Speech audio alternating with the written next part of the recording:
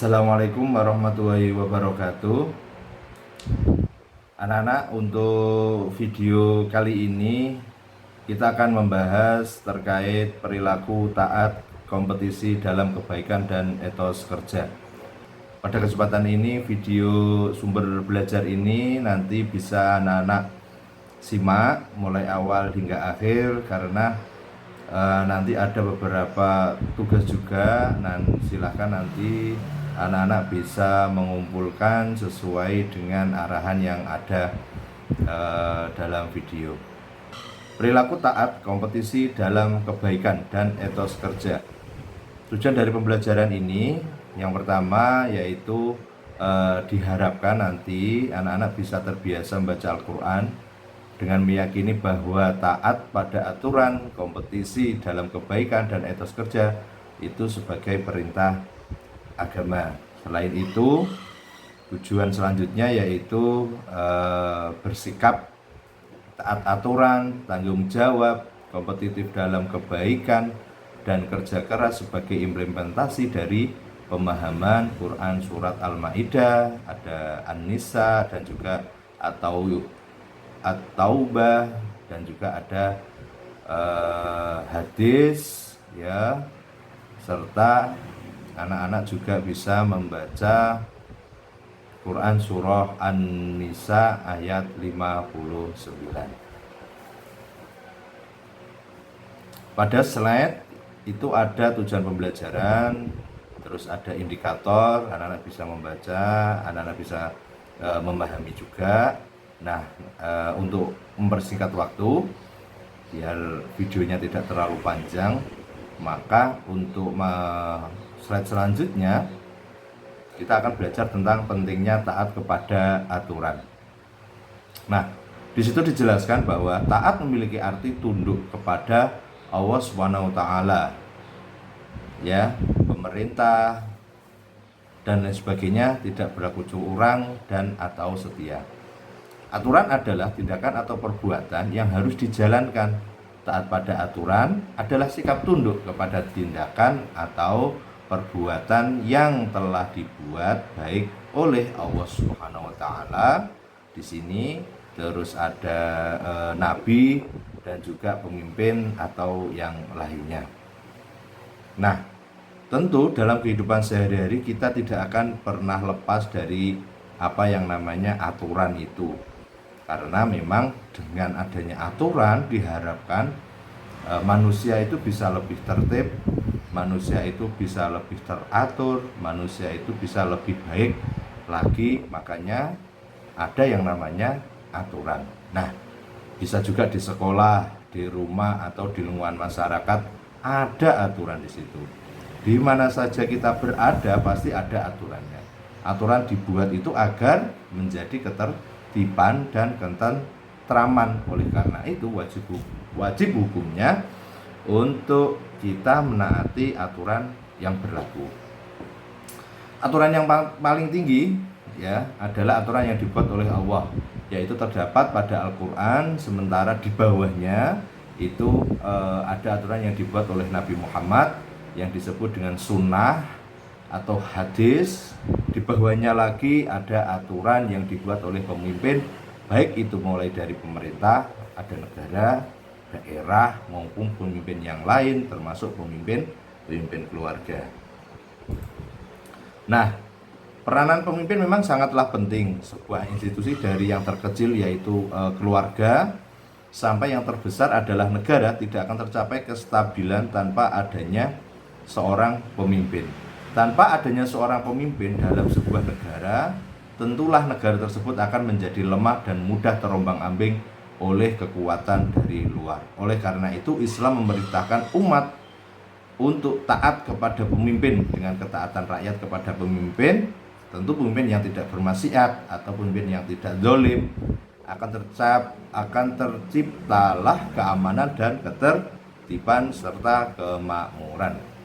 Di sini seperti pada Quran surat An-Nisa ayat 59, A'udzubillahi minasyaitonirrajim. Bismillahirrahmanirrahim. Ya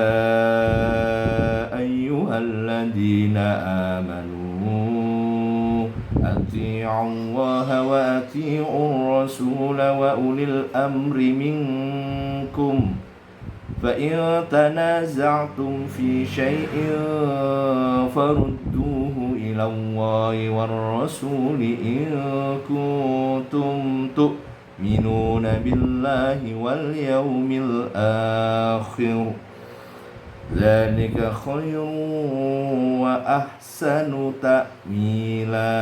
Artinya, wahai orang-orang yang beriman, taatilah Allah dan taatilah Rasul, itu Muhammad dan ulil amri, yaitu orang yang memegang kekuasaan di antara kamu. Kemudian jika kamu berbeda pendapat tentang sesuatu, maka kembalikanlah kepada Allah dan Rasul. Jika kamu beriman kepada Allah dan hari kia kemudian, yang demikian itu lebih utama bagimu dan lebih baik akibatnya. Nah, keterangan ayat ini yaitu memerintahkan kepada kita untuk menaati perintah Allah, perintah Rasul dan ulil amri. Tentang pengertian ulil amri, di bawah ini ada beberapa pendapat. Yang pertama mulai dari Abu Ja'far Muhammad bin Jarir at-Tabrani, ada pendapat dari Mawardi, dan juga ada pendapat dari Ahmad Mustafa Al-Marawi. Untuk pendapat yang pertama dari Abu Ja'far Muhammad bin Jarir al-Tabrani berpendapat bahwa arti ulil amri adalah umara, ahlu ilmi wal fiqh, mereka yang memiliki ilmu dan pengetahuan akan fikih. Sebagian ulama yang lain berpendapat bahwa sahabat-sahabat Rasulullah lah yang dimaksud dengan ulil amri. Terus selanjutnya dari Mawardi, pendapatnya ada 4 pendapat dalam mengartikan kalimat ulil amri, yaitu umara, pemimpin yang konotasinya adalah pemimpin masalah keduniaan, ulama atau fuqaha. Nomor 3 sahabat-sahabat Rasulullah, dan 2 sahabat saja, yaitu Abu Bakar dan Umar. Yang terakhir Mustafa Al-Marawi bahwa ulil amri itu adalah umara, ahli hikmah, ulama, pemimpin pasukan dan seluruh pemimpin lainnya. Oke, kita lihat dari slide selanjutnya. Di sini dijelaskan bahwa kita memang diperintahkan oleh Allah untuk taat kepada ulil amri. Apapun pendapat yang kita pilih tentang makna ulil amri. Tadi ada beberapa pendapat, anak-anak bisa memilih atau cocoknya dengan pendapat yang mana. Nah, namun perlu diperhatikan bahwa perintah taat kepada ulil amri itu tidak disamakan dengan taat kepada Allah dan Rasulullah. Jadi berbeda. Kalau taat kepada Allah itu sudah otomatis, contoh kayak sholat 5 waktu, udah nggak bisa ditawar. Seperti itu. Seperti yang disampaikan oleh salah satu mufassir dari Indonesia, yaitu Ustadz Quraisy Shihab, memberi ulasan bahwasanya tidak disebutkan kata taat pada ulil amri untuk memberi syarat bahwa ketaatan kepada mereka itu tidak berdiri sendiri, tetapi berkaitan dengan atau bersyarat dengan ketaatan kepada Allah dan Rasulnya. Artinya apabila perintah itu bertentangan dengan nilai-nilai ajaran Allah dan Rasulullah, tidak dibenarkan untuk taat kepada mereka. Nah, di sini ada penjelasan bahwasanya apabila ulil amri itu, ya, semua ada pemimpin, ya, yang memerintahkan kita untuk melakukan suatu hal dan itu bertentangan dengan nilai-nilai dari ajaran Allah dan juga Rasulullah. Nah, di situ kita boleh untuk tidak taat atau tidak mengikuti perintah tersebut. Nah, berbeda dengan ketaatan kita kepada Allah Subhanahu wa Ta'ala yang intinya adalah mutlak, ya. Nah, untuk selanjutnya di sini ada hadis. Bismillahirrahmanirrahim. An Abi Abdurrahman an Ali anna Rasulullah sallallahu alaihi wasallam la ta'ata fi ma'siyatillah innamat ta'atu fil ma'ruf. Rawahu Muslim. Dari Abi Abdurrahman dan Ali, sesungguhnya Rasulullah bersabda, tidak boleh taat terhadap perintah bermaksiat kepada Allah. Sesungguhnya ketaatan itu hanya dalam hal yang ma'ruf. Hadis riwayat Muslim. Umat Islam di sini dijelaskan, umat Islam wajib menaati perintah Allah dan Rasulnya. Umat Islam juga diperintahkan untuk mengikuti atau menaati pemimpinnya. Apabila pemimpinnya itu memerintahkan kepada hal-hal yang baik, apabila pemimpin tersebut mengajak kepada kemungkaran, wajib hukumnya kita untuk menolak. Contoh, mungkin anak-anak diminta, oh besok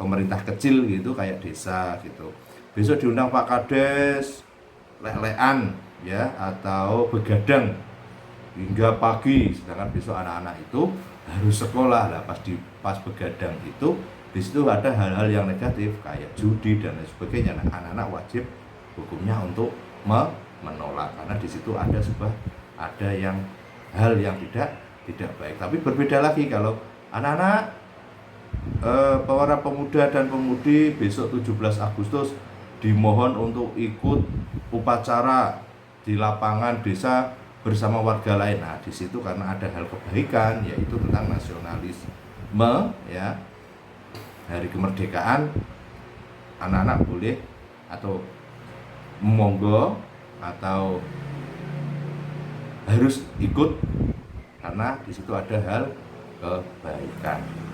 Oke, nah di sini untuk slide selanjutnya ada tugas 1. Silakan dilihat, dicermati dan dijawab. Di situ ada foto, anak-anak diminta untuk menganalisis dari foto tersebut, kira-kira nilai apa yang didapatkan dari foto tersebut. Nah, jawaban dikirim melalui Google Drive yang sudah di-share di grup WhatsApp kelas.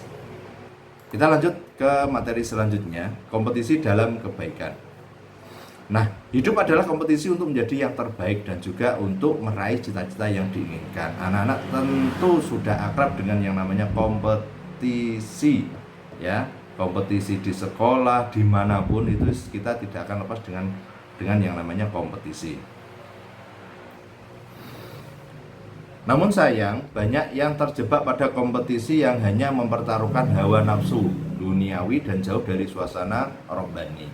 Kompetisi yang hanya memperturutkan hawa nafsu, contohnya kompetisi mengumpulkan harta kekayaan atau memperebutkan jabatan dan kedudukan. Nah, anak-anak sudah sangat sering melihat kan kompetisi dalam hal kedudukan atau jabatan. Biasanya kalau di tingkat yang lebih rendah itu setiap pergantian kepala desa, anak-anak pasti akan tahu bagaimana suasana di desa ketika ada kompetisi.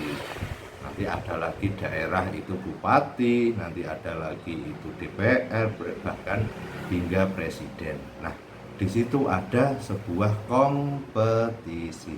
Cuma materi ini kita tidak akan bahas tentang kompetisi yang atau kompetisi politik ya. Kita ingin membahas terkait kompetisi yang memperturutkan hanya hawa nafsu semata. Berbeda kalau kompetisinya itu untuk meraih prestasi, kompetisinya itu untuk bagus-bagusan dalam hal ibadah. Semua kalian punya teman ya, teman sejati, terus kalian berkompetisi siapa yang setiap hari penuh sholat lima waktunya. Nah, kayak seperti itu boleh kompetisinya. Untuk apa? Untuk memotivasi diri. Nah, semuanya bak fata morgana ya, kompetisi yang sudah dijelaskan tadi, yang intinya adalah kompetisi yang memperturutkan hawa nafsu itu semuanya bak fata morgana, indah menggoda tetapi sesungguhnya tiada. Bahkan tak jarang dalam kompetisi diiringi suudzon atau buruk sangka, bukan hanya kepada manusia tetapi juga kepada Allah Subhanahu wa ta'ala. Lebih merugi lagi jika rasa iri dan riya ikut bermain dalam kompetisi tersebut. Untuk slide selanjutnya, lalu bagaimana selayaknya kompetisi bagi orang-orang yang beriman? Allah Subhanahu wa ta'ala memberikan pengarahan bahkan penekanan kepada orang-orang beriman untuk berkompetisi dalam kebaikan. Sebagaimana firman-Nya, A'udzu billahi minasyaitonir rajim. Bismillahirrahmanirrahim. وأنزلنا إليك الكتاب بالحق مصدقا لما بين يديه من الكتاب ومهيمنا عليه فاحكم بينهم بما أنزل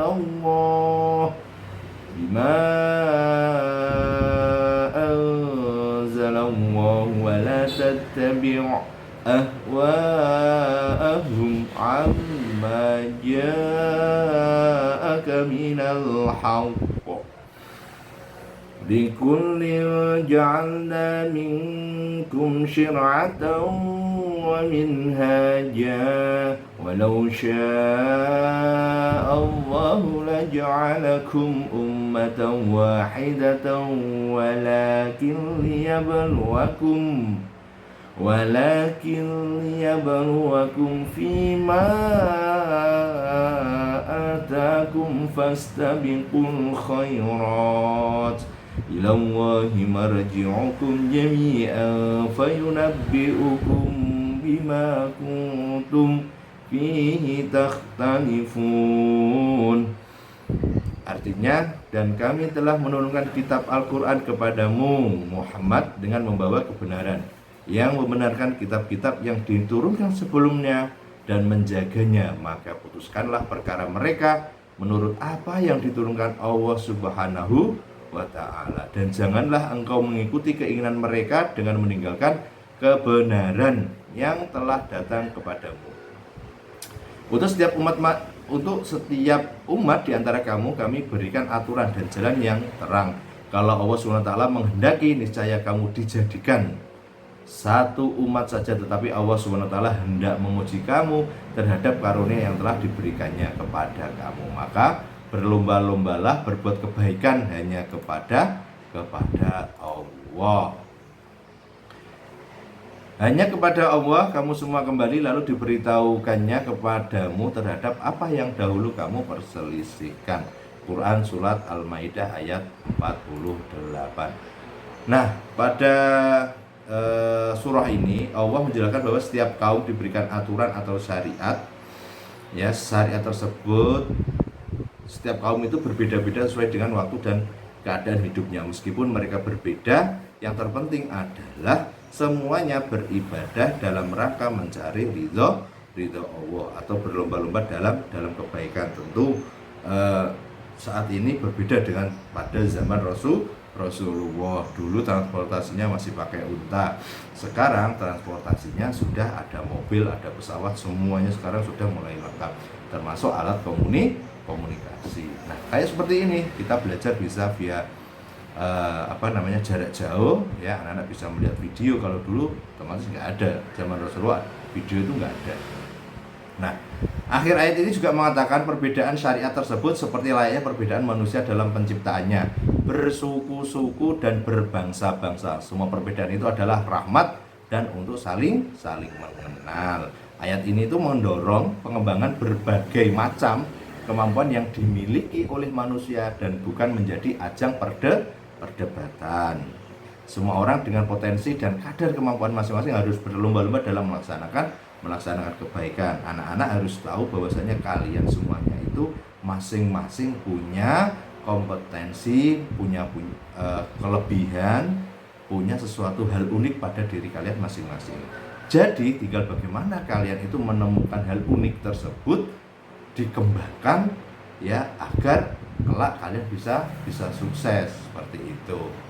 Terus selanjutnya, Allah senantiasa melihat dan memantau perbuatan manusia dan baginya tidak ada sesuatu yang tersembunyi. Ingat, semua perbuatan kita selalu direkam, selalu dipantau oleh Allah Subhanahu wa ta'ala.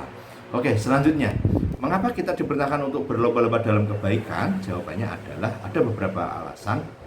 Yang pertama, bahwa melakukan kebaikan tidak bisa ditunda-tunda dan harus segera dikerjakan. Kesempatan hidup sangat terbatas, begitu juga dengan kesempatan berbuat baik belum tentu setiap saat kita dapatkan. Ingat anak-anak, kalau kita itu ada pikiran bahwasanya sekarang bolong-bolong dulu sholatnya, besoknya kalau sudah mulai agak tua kita baru sholat, tidak boleh seperti itu. Kita tidak tahu umur kita itu sampai mana. Kalau kalian merasa bahwasanya masih muda, masih banyak kesempatan, no, tidak boleh seperti itu.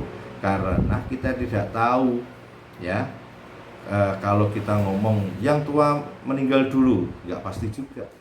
Coba kalau kalian lihat di berita kecelakaan itu, ya, jalan raya, ya, itu yang muda itu berapa itu, tinggal kalian cari beritanya.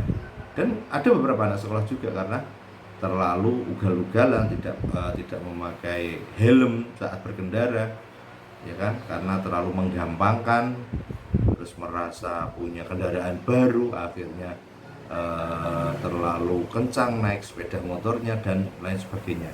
Ingat bahwasanya kita tidak tahu batas umur kita.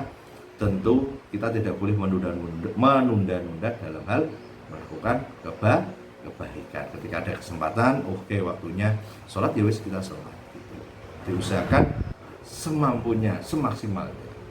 Selanjutnya, kematian bisa datang secara tiba-tiba tanpa diketahui sebabnya. Oleh karena itu, ketika ada kesempatan untuk berbuat baik, jangan ditunda-tunda lagi, tetapi segera dikerjakan. Itu yang alasan pertama. Untuk kedua, untuk berbuat baik hendaknya saling memotivasi dan saling tolong-menolong. Oleh karena itu, kita perlu adanya kolaborasi atau kerja sama. Lingkungan yang baik adalah lingkungan yang membuat kita terdorong untuk berbuat baik. Tidak sedikit seorang yang tadinya baik menjadi rusak karena lingkungannya. Lingkungan yang saling mendukung, kebaikan akan tercipta. Kebiasaan berbuat baik secara istiqomah. Ingat, teman itu juga sangat mempengaruhi.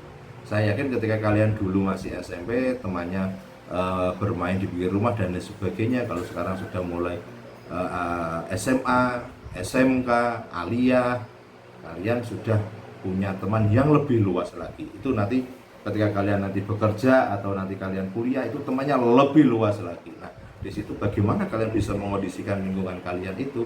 Jangan sampai kalian bisa terjerumus kalau lingkungannya kurang baik atau pertemanannya itu kurang baik. Nah, alangkah baiknya kalau kalian bisa mengaruhi lingkungan tersebut yang seharusnya tidak baik lingkungannya, karena adanya kalian. Nah, kalian bisa mempengaruhi lingkungan tersebut itu jadi baik.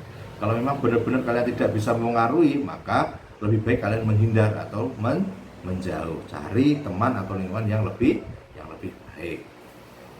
Oke, yang terakhir, bahwa kesigapan melakukan kebaikan harus didukung dengan kesungguhan. Kalau kita memang ada niat, kita sungguh-sungguh, insya Allah kita bisa melakukan semua kebaikan.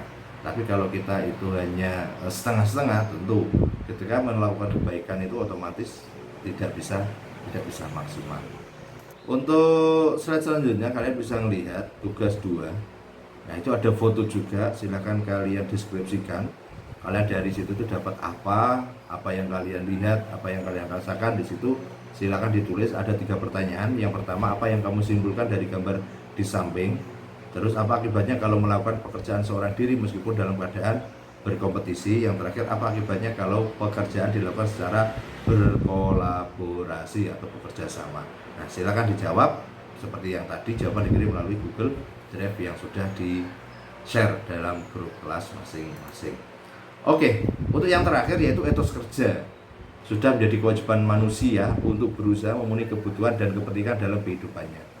Seorang muslim itu haruslah menyeimbangkan antara kepentingan dunia dan akhirat. Tidak semata hanya berorientasi pada kehidupan akhirat saja, melainkan juga harus memikirkan kepentingan kehidupannya itu di dunia. Untuk menyeimbangkan antara kehidupan di dunia dan akhirat, wajiblah seorang muslim itu untuk bekerja. Nah, kita itu tidak boleh berat sebelah. Cuma kita saking pengen ibadahnya setiap hari ibadah terus, ya, melupakan yang namanya bekerja. Nah, itu juga salah. Kita bekerja terus yang malam, kita melupakan akhirat, itu juga salah. Nah, seharusnya adalah kita berusaha agar keduanya itu seimbang, ya. Jadi lahir batinnya itu bisa seimbang. Ya, kita kerja, waktunya sholat, kita sholat, ya kan, untuk menenangkan diri, untuk istirahat sebentar badan kita, untuk refresh, karena sholat itu juga sebagai olahraga juga, ya. Kalian bisa mencari manfaat sholat itu luar biasa bagi kita, mulai dari jasmani rohani kita. Nah, seharusnya Dua-duanya itu harus seimbang antara akhirat dan juga kehidupan di dunia. Bekerja dalam berbagai bidang, seseorang yang bekerja layak untuk mendapat predikat terpuji seperti potensial, aktif, dinamis, produktif, atau profesional karena prestasi kerjanya. Karena itu agar manusia benar-benar hidup, ia memerlukan ruh atau spirit. Oleh karena itulah Al-Quran diturunkan sebagai spirit hidup sekaligus sebagai cahaya yang tak kunjung padam agar aktivitas hidup manusia itu tidak tersesat. Nah, namanya manusia itu ada kalanya itu ada di titik yang namanya titik down, ya. Ada di mana di titik terendah dalam apa ya? Seperti contohnya itu ketika dia itu punya uang banyak, pekerjaan mapan, tapi hatinya itu tidak senang, hatinya itu kadang risih, hatinya itu kadang bingung. Nah, di situ, itu adalah obatnya, itu adalah Al-Quran. Obatnya itu adalah kembali lagi beribadah. Jadi fungsi akhirat dan duniawi itu harus seimbang. Kalau seimbang, insya Allah nanti enak, ya. Nanti kita kerja juga enak, pas di rumah juga nanti kita enak. Jadi batin kita itu terisi, selalu ada semangat, selalu ada spirit. Nah, jadi kalau dua-duanya itu seimbang, insya Allah kita hidup di dunia itu bisa berjalan dengan lancar. Nah, untuk selanjutnya dalam Al-Quran maupun hadis ditemukan banyak literatur yang memerintahkan seorang muslim untuk bekerja dalam rangka memenuhi dan melengkapi kebutuhan duniawi. Salah satunya perintah Allah kepada umatnya untuk bekerja termaktub dalam Quran surah At-Taubah. Di sini Quran surah At-Taubah ayat 105. A'udzu billahi minasyaitonir rajim. Bismillahirrahmanirrahim. Wa qul i'malu fasayarallahu 'amalakum wa rasuluhu wal mu'minun wa saturadduna ila 'alimil ghaibi wasyahadati fayunabbi'ukum bima kuntum ta'malun. Dan katakanlah, bekerjalah kamu maka Allah akan melihat pekerjaanmu. Begitu juga Rasulnya dan orang-orang mukmin, dan kamu akan dikembalikan kepada Allah yang maha mengetahui yang gaib dan yang nyata. Lalu diberitakannya kepada kamu apa yang telah kamu kerjakan.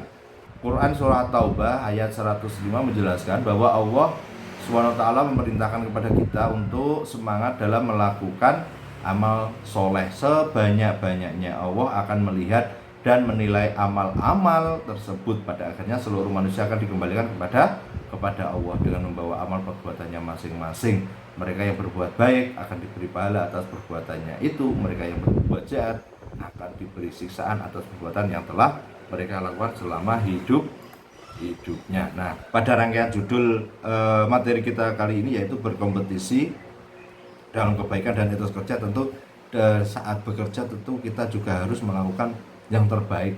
Jangan sampai ada namanya kecurangan ketika kalian nanti bekerja, tidak jujur, ya. Ingat, kalau kalian nanti bekerja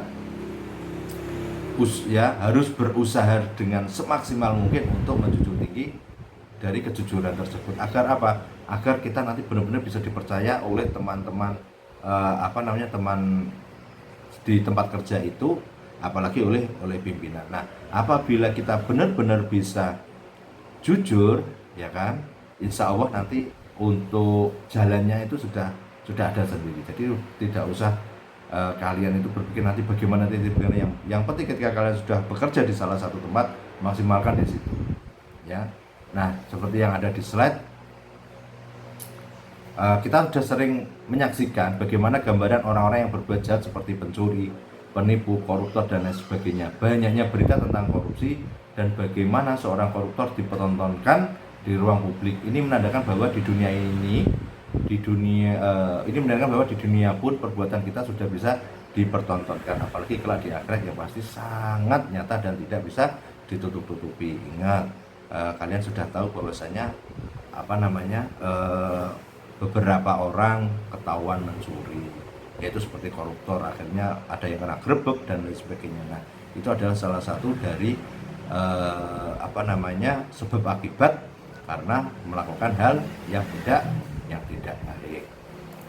Nah, untuk selanjutnya di tugas 3 anak-anak di sini sama dengan tugas kedua dan tugas ke-1 ya. Silakan kalian mengkritisi atau mendeskripsikan foto yang ada pada tayangan video ya. Yang pertama adalah apa yang kamu simpulkan dari gambar itu. Nah, silakan kalian simpulkan. Nah, ada 3 pertanyaan, jawaban dikirim melalui Google Drive yang sudah di-share di grup WhatsApp. Nah, perlu diingat masing-masing jawaban itu minimal 100 kata, tidak boleh kurang. Jadi jawaban 1 harus berisi 100 kata ya. Tidak boleh hanya dijawab itu gambar A, itu gambar B, tidak boleh, harus ada penjelasannya. Itu gambar sebelah kanan ngapain, gambar sebelah kiri ngapain, bla bla bla bla bla. Nah, kalian boleh membuka untuk bahan belajar. Kalian juga boleh membuka Al-Quran terjemahan, boleh Al-Quran digital juga boleh, YouTube, internet, sumber-sumber dari yang lainnya, monggo, semuanya diperbolehkan. Kesimpulan pada video kali ini anak-anak, yang pertama adalah perilaku mulia, ketaatan yang perlu dilestarikan ya. Yang pertama ada selalu mentaati perintah Allah, di situ kalian bisa baca, serta meninggalkan larangannya baik di waktu lapang maupun di waktu sempit. Kedua, merasa menyesal dan takut apabila melakukan perilaku yang dilarang oleh Allah.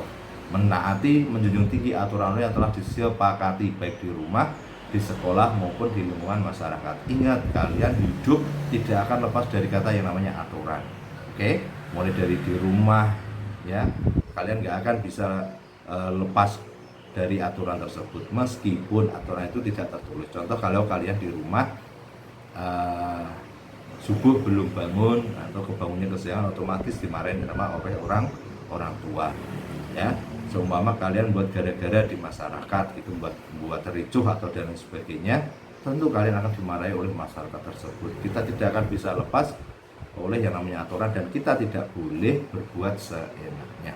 Nomor 4, menaati pemimpin selagi perintahnya sesuai dengan aturan dan syariat agama. Apabila pemimpinnya itu jujur, pemimpinnya tidak zalim, kita patut untuk menaati pemimpin tersebut. Untuk yang terakhir, menolak dengan cara yang baik apabila pemimpin mengajak kepada maksiat. Kalau ada pemimpin yang mengajak kemaksiatan, silahkan nanti ditolak kalau bisa dengan cara yang halus tanpa menyinggung perasaannya.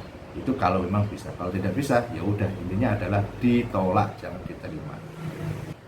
Untuk selanjutnya, perilaku mulia dalam kompetisi dalam kebaikan ya. Kalau tadi ketaatan, kalau ini kompetisi dalam kebaikan, yang perlu dilestarikan adalah pertama, meyakini bahwa hidup itu perjuangan dan di dalam perjuangan ada kompetisi. Ya kan? Hidup itu adalah kompetisi. Kalau kita tidak bisa atau kita hanya diam saja, tidak mau berkompetisi dalam hidup ini, tentu kita akan ketinggalan. Ya kan?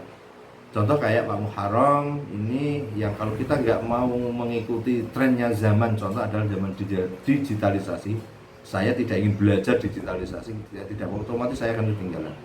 Nah, itu adalah namanya kompetisi. Yang kedua, berkolaborasi dalam melakukan kompetisi agar pekerjaan menjadi ringan, mudah, dan hasilnya maksimal. Nah, dalam sebuah pekerjaan nanti kalian akan bekerja sama. Makanya kalau di kelas kita biasanya melakukan diskusi. Ya, nah orang yang diem aja, otomatis nanti kalau kalian itu udah kembali ke masyarakat, kalian sudah di tempat kerja, biasanya akan susah untuk diajak bekerja sama. Maka maksimalkan diskusi kalian di sekolah itu. Ya, kalian kebagian apapun dimaksimalkan. Syukur-syukur kalian bisa mengikuti ekstra maupun organisasi OSIS. Selanjutnya, selalu melihat sesuatu dari sisi positif, tidak memperbesar masalah perbedaan, tapi mencari titik persamaan, ya kan? Kalau ada permasalahan diselesaikan dengan sebaik-baiknya, tidak usah dengan kekerasan. Semua berbeda pendapat, ya udah diomongkan dengan baik, nggak usah ada namanya kayak tawuran dan sebagainya. Yang terakhir, ketika mendapatkan keberhasilan, tidak tinggi hati, nggak sombong. Ketika mendapatkan kekalahan, ia selalu sportif dan berserah diri kepada Allah Subhanahu wa Ta'ala. Tawakal, bisa menerima apabila kalah ya. Terus apabila menang, tidak tinggi hati, tidak sombong, tidak ngenyek sing kalah. Yang terakhir, perilaku mulia untuk etos kerja yang perlu dilestarikan adalah yang pertama, meyakini bahwa dengan kerja keras pasti ia akan mendapatkan sesuatu yang diinginkan. Manjada wajada, siapa yang giat atau siapa yang bersungguh-sungguh pasti dia akan mendapat. Ingat anak-anak, beberapa kali Pak Muharram menyampaikan bahwasanya sekolah itu adalah proses. Kalau kalian itu ada rasa males, rasa tidak semangat, nah itu adalah rintangannya gitu loh. Kalian sekolah itu agar kalian itu paham, agar kalian itu bisa selangkah lebih maju dari orang yang tidak sekolah, ya. Kalau kalian itu sering, dalam artian belajarnya sungguh-sungguh, memanfaatkan kesempatan di sekolah itu dengan baik, kalian berproses dengan baik, insya Allah nanti hasilnya juga akan baik juga bisa maksimal seperti itu. Karena kesuksesan seseorang itu tentu akan dilihat dari seberapa besar ia berjuang. Tidak mungkin orang yang hanya rebahan saja di rumah tiba-tiba sukses, itu tidak mungkin. Kalau semua ada orangnya setiap hari itu rebahan, kita pasti tidak tahu keseharian orang itu. Bisa jadi dia itu bersungguh-sungguh dalam hal yang lain. Ya, intinya adalah kalau kalian tidak berusaha, kalian tidak akan mendapatkan apa-apa. Kalau kalian berusaha, insya Allah, dan bisa dipastikan bahwasanya suatu saat kalian akan memanen atau kalian akan sukses. Kalian akan mendapat sesuatu yang kalian inginkan. Nomor 2, melakukan sesuatu dengan prinsip, mulai dari diri sendiri, mulai dari yang terkecil, dan mulai dari sekarang. Nah, di atas kerja itu, ya, kalian harus punya prinsip. Yang pertama adalah dari diri kalian sendiri, ya kan? Gak usah mulu-mulu dulu, dari hal yang terkecil. Contoh, sekarang memanajemen waktu, bangunnya jangan kesiangan, saat 5 waktu harus full, gak boleh bolong-bolong. Nah, itu mulai dari diri sendiri, dan itu paling kecil, dan itu sehari-hari kalian lakukan. Contoh, pulang sekolah yang biasanya langsung main sampai nanti sore, masuk rumah, habis itu mandi, makan, keluar lagi ngopi atau nongkrong sama teman-temannya, pulang-pulang malamnya. Coba ya mulai sekarang dijadwal aja, pulang sekolah jam sekian, bantu orang tua, bersihkan rumah dan sebagainya. Kalau sudah tidak ada yang dibantu di rumah, pekerjaan rumahnya sudah selesai, main sama temennya, maghrib pulang, sholat, terus makan, terus mengaji, kalian belajar, selesai belajar kalian boleh semua mau nongkrong dengan temennya. Kalian batasi waktunya yang biasanya lama tanpa dibatasi. Mulai sekarang silakan batasi 2-3 jam mungkin secukupnya. Setelah itu kalian pulang istirahat, kalian niatkan bahwa saya bisa bangun subuh. Insya Allah kalau dirutinkan seperti itu bisa, ya, tergantung kalian sendiri. Yang dari kecil itu kalian bisa apa tidak, dari mulai diri sendiri dan mulai dari sekarang. Yang terakhir, pantang menyerah dalam melakukan suatu pekerjaan.